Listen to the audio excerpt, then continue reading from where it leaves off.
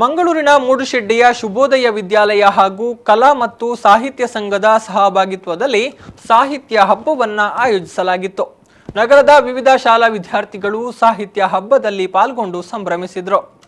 ನಗರದ ಹೊರವಲಯದ ಮೂಡುಶೆಡ್ಡೆ ಶುಭೋದಯ ವಿದ್ಯಾಲಯ ಹಾಗೂ ಕಲಾ ಮತ್ತು ಸಾಹಿತ್ಯ ಸಂಘದ ಸಹಭಾಗಿತ್ವದಲ್ಲಿ ನಡೆದ ಸಾಹಿತ್ಯ ಹಬ್ಬವನ್ನು ಶಾಲಾ ಪ್ರಾಂಶುಪಾಲರಾದ ಜಯಶ್ರೀ ಶೆಣೆಯವರು ಉದ್ಘಾಟಿಸಿದರು.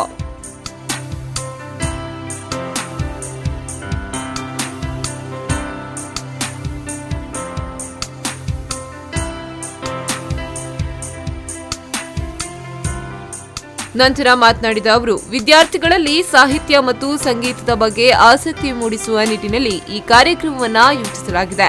ಮೊಟ್ಟಮೊದಲ ಬಾರಿಗೆ ಶಾಲಾ ಮಟ್ಟದಲ್ಲಿಯೇ ಈ ಸ್ಪರ್ಧೆಯನ್ನ ಹಮ್ಮಿಕೊಳ್ಳಲಾಗಿದೆ ಎಂದು ತಿಳಿಸಿದರು.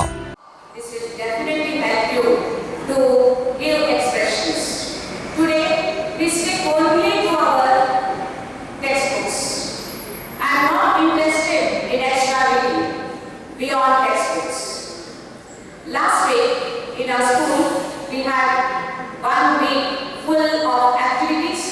Children were involved in various activities and this was ended up by science and maths exhibition.